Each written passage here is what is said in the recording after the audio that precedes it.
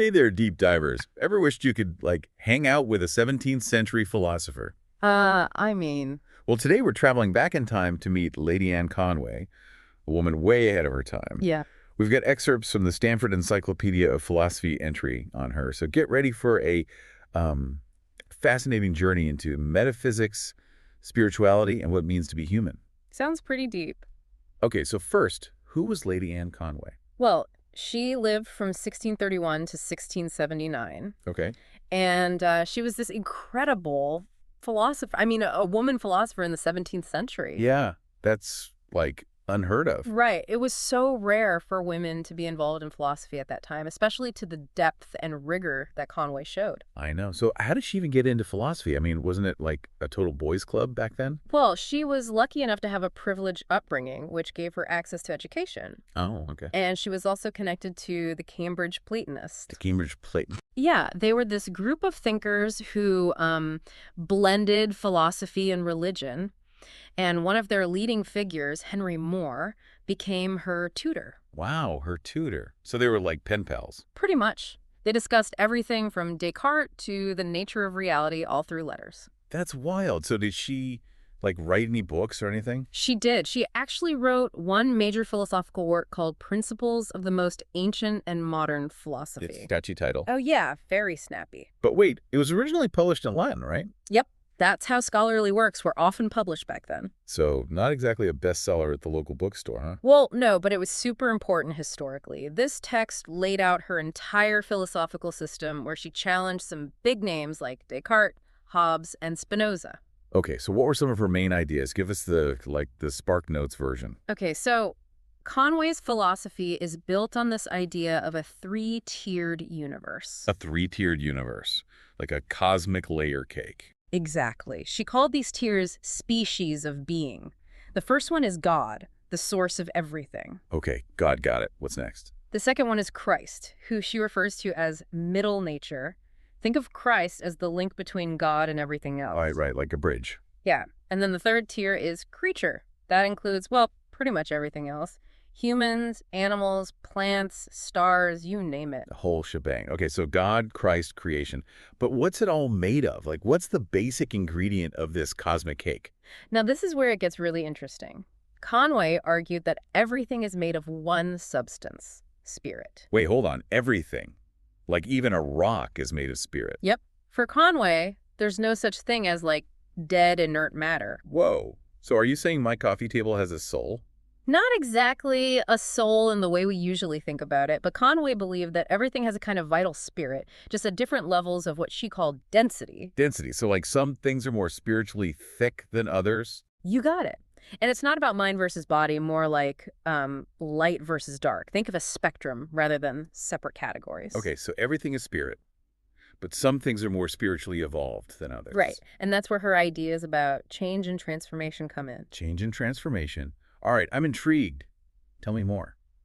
So imagine a universe where creatures can actually transform, like literally morph into something else. Morph. Like a Pokemon. Huh.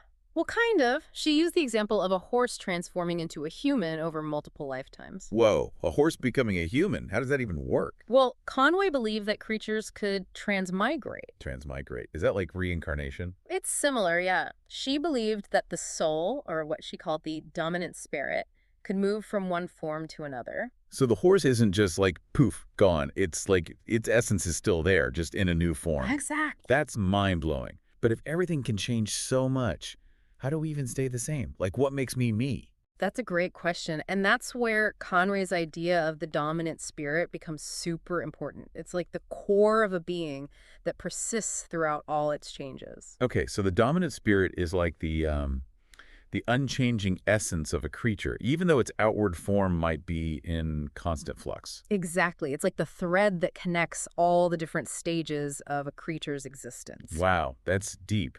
So even if a horse becomes a human, its dominant spirit remains the same. Exactly. And that dominant spirit carries the moral weight of the creature's actions. Okay, so even if I'm a horse in one life, I'm still accountable for my horsey actions. Right. It ensures continuity of identity and moral responsibility throughout all these transformations. That's wild. So this dominant spirit, it's like our true self, the thing that makes us who we are. Yeah, you could say that. It's what makes us accountable for our actions and experiences as we evolve towards a higher state of being. A higher state of being. Okay, so there's direction to this transformation. It's not just random. Right, there's a purpose. Conway believed everything is striving towards greater perfection. Perfection, like becoming more godlike. Yes, exactly. She called this perfectibility. It's like this inherent drive within all creatures to become more and more refined, more aligned with the divine source. So the horse becoming a human isn't just some random cosmic fluke.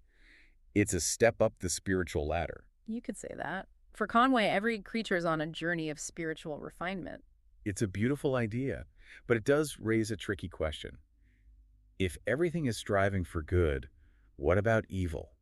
How does that fit into this whole picture? Ah, that's a classic philosophical conundrum. Hmm. And Conway's answer is pretty fascinating. Well, with Conway, you see, evil wasn't like this big bad thing out there. It wasn't some kind of like inherent force in the universe. Okay.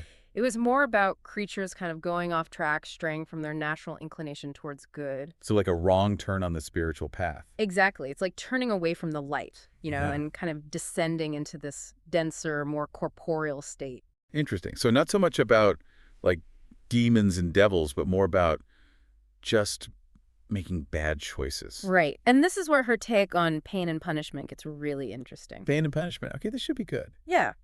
So Conway didn't see suffering as purely like a consequence of sin or some kind of divine retribution. So no eternal damnation, no fire and brimstone. Nope. Instead, she saw suffering as something that could actually be transformative. Transformative, you mean like a learning experience? Yeah, like a necessary part of the journey back to goodness. Wow, that's a pretty radical idea for the 17th century. I mean, wasn't everyone back then obsessed with hellfire and damnation? Pretty much. But Conway had this more compassionate understanding of suffering. She believed that a truly just God wouldn't just punish people eternally for finite mistakes. Right. Instead, she saw punishment as having this kind of purgative nature. Purgative, like a spiritual cleanse. Exactly. It's a process of cleansing and refinement, not eternal damnation. Remember how we talked about spiritual density? Yeah, like some things are more spiritually thick than others. Right. Well, for Conway, this imbalance, this descent into a denser, more material state, that's actually a source of pain and suffering. So like the further we stray from the light, the more we suffer. Exactly. And that pain, she argued, it actually serves to push us back towards the light, towards a more spiritualized existence. So it's like a cosmic wake-up call. Yeah, you could say that. It's a way of realigning ourselves with our true nature, which is ultimately good and godlike. That's a beautiful way to look at it. So no matter how far we stray, there's always a path back to the light. That's the beauty of Conway's philosophy. It's full of hope and possibility. She believed in the ultimate redemption of all beings. Wow. So everyone eventually finds their way back to God. Yes, no eternal hellfire in Conway's system. Only continual growth and refinement. It's such a refreshing perspective, especially considering the time she was living in. But I'm curious, how did people react to her ideas back then? Did she get in trouble for challenging the status quo? Well, you have to remember, this was a time of intense religious debate. Challenging traditional doctrines, especially as a woman, was definitely risky. Right, it was a different world back then. And actually, Conway's main philosophical work, The Principles of the Most Ancient and Modern Philosophy, it was originally published anonymously. Anonymously. Why is that? Well, it might have been to protect herself from criticism. Shield her from some of the backlash that might have come from challenging those established views. Makes sense. But it's kind of sad, too. Her ideas might not have gotten the attention they deserved because she couldn't put her name on them. Yeah, it makes you wonder how differently her work might have been received if she had been a man. It's a reminder of how much has changed and how far we still have to go in terms of recognizing and valuing women's contributions to intellectual history. Absolutely. But even though her work might not have been a bestseller during her lifetime, it did have a surprisingly lasting impact. Oh, tell me more. Who was influenced by Conway's ideas? Well, one of the most interesting connections is with Gottfried Wilhelm Leibniz, Leibniz. Wait, the calculus guy. the one and only. Wow. So her ideas made it all the way to one of the biggest names in the Enlightenment. They did. And it's a pretty fascinating link. You see, Leibniz was a huge admirer of Conway's work. He actually owned a copy of her Principles, probably a gift from their mutual friend, Francis Mercury van Helmont. So they were all part of this, philosophical network. Exactly. And while Leibniz didn't publicly credit Conway, scholars have found some pretty striking similarities between their ideas. Really? Like what?